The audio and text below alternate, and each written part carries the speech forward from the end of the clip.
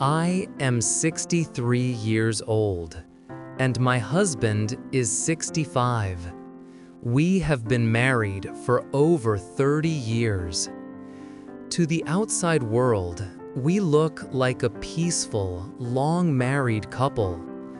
People often say, "You two seem so happy together, even without children." From the outside, it may appear true, but inside, there are unspoken wounds and an emptiness that has quietly built up over the years. In the early years of our marriage, we didn't worry much about children. "Let's enjoy our time together for a while," we would say, laughing. My husband was busy climbing the corporate ladder, while I ran a small hair salon. We spent weekends going to the movies or having picnics at the park. We were content, believing that just being together was enough. But as the years went by, the questions started coming. After 5 years of marriage without children, relatives and neighbors began to ask, "So, when are you going to have a baby?" At first, we laughed it off, but when the questions came again and again, they began to weigh on us. We visited doctors, went through tests, and were told, "There's no serious problem. It's just a matter of timing." We tried medications, adjusted schedules, and hoped for success. Each month ended in disappointment. After years of trying, we slowly let go. My husband tried to stay calm for my sake. "It's okay, we'll be fine, just the two of us. Happiness doesn't have to depend on having children." His words comforted me, but they also pierced my heart. Was it really okay? Did he secretly feel regret? Family pressure made it worse.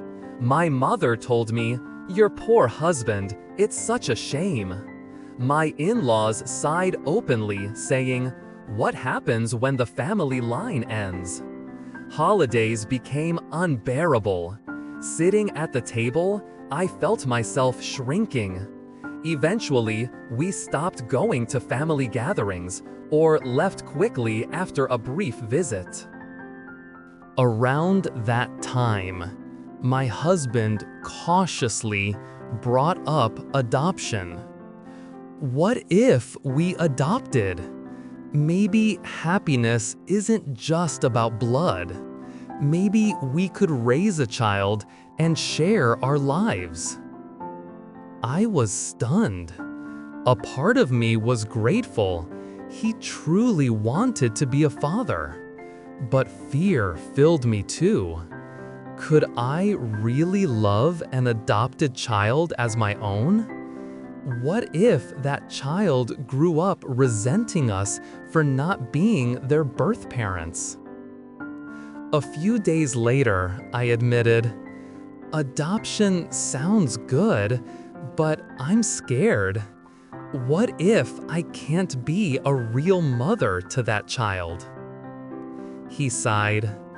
"I'm scared too, but the thought of us just growing old, the two of us, feels overwhelming."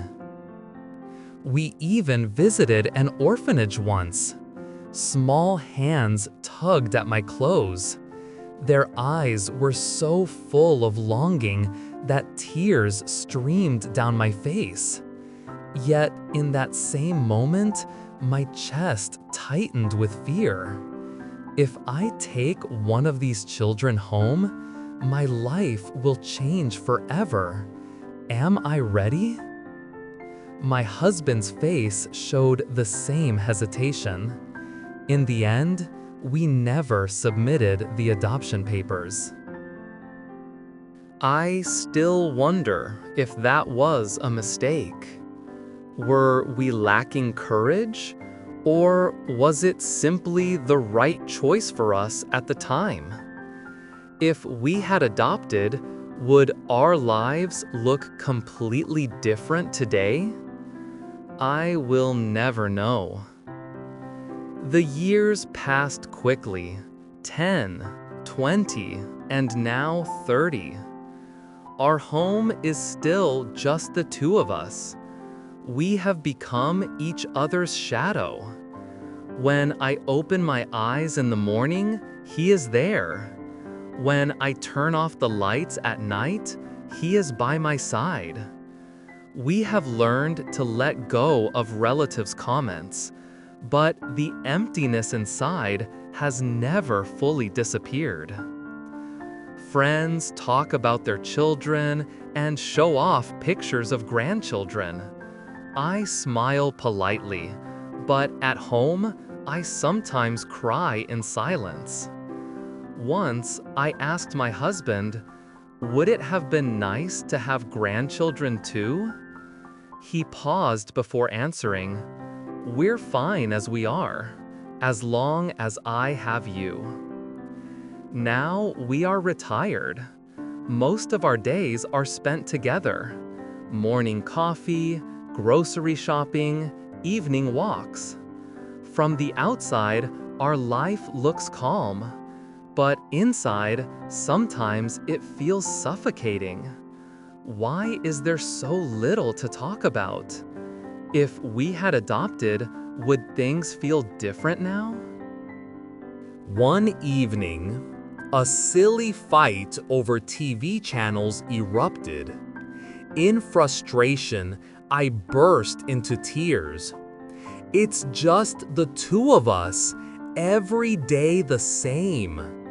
Thinking of living like this until we die makes me feel like I can't breathe. My husband said nothing, just lit a cigarette. His back looked unbearably lonely. The future scares me. What happens when we grow old and frail? Who will take care of us? When the subject of nursing homes comes up, my husband jokes, we'll share a room together. I laugh along, but tears prick my eyes. 30 years later, we have neither children nor adopted ones. The emptiness lingers. But what keeps us going is this: we still have each other. We are not perfect, but we are companions and partners. Our road may be incomplete, but it is ours, and that, perhaps, has been enough to carry us this far. This couple's story is not just about not having children. It's about how two people redefine the meaning of marriage, identity, and purpose after 30 years together. Staying side by side for that long is already a major achievement. Yet the feelings of emptiness and anxiety they describe are very real. Here are some key perspectives. 1. Acknowledge the weight of your emotions. The loneliness, fear, and frustration you feel are not selfish. They are natural responses to the reality of living without children in a culture that often measures families by lineage. For years, you reassured each other with phrases like, "We'll be fine, just the two of us." But suppressed emptiness doesn't disappear. It surfaces eventually. Naming your feelings is the first step toward healing. 2. The meaning of considering adoption. The fact that you seriously thought about adoption and even visited an orphanage already shows courage and responsibility. The decision not to adopt doesn't mean you failed. It means you were honest about your limits and fears.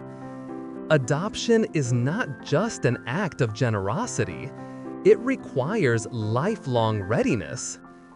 Recognizing that you weren't ready may have been the most respectful choice you could make for yourselves and for a child. 3. Rebuilding communication. The bigger challenge now is not the absence of children, but the shrinking space for conversation. Long-married couples often assume, "I don't need to say it, they already know." But when there are no children to fill the silence, the lack of communication becomes more noticeable. Try setting aside regular times to share feelings, even something as simple as, "What was hard for you this week? And what are you grateful for?" This small practice can restore connection. 4. Addressing practical fears. Concerns about old age, healthcare, and caregiving are very real. Instead of letting those worries grow in silence, turn them into concrete plans. Review finances together. Research long-term care options. And create a support network of friends, neighbors, or community services. Preparation itself can provide tremendous peace of mind. 5. Expanding your social world. Without children, the risk of social isolation is greater. That's why intentional connection is essential. Volunteer work, community activities, faith groups, or hobby circles can provide not only companionship, but also renewed meaning in life. Shared experiences outside the home can give couples fresh energy and conversation topics. 6. Consider professional support. If the burden of unspoken feelings becomes too heavy, couples counseling or individual therapy can be transformative. A neutral third party can help you untangle years of suppressed emotion and teach you new ways of communicating. In summary, you already have a strong bond. 30 years of shared life proves it. The challenge now is to confront the emptiness honestly, reopen communication, prepare realistically for the future, and reach beyond the two of you to build new connections. By doing so, the next chapter of your marriage can carry not only stability, but also renewed purpose and warmth.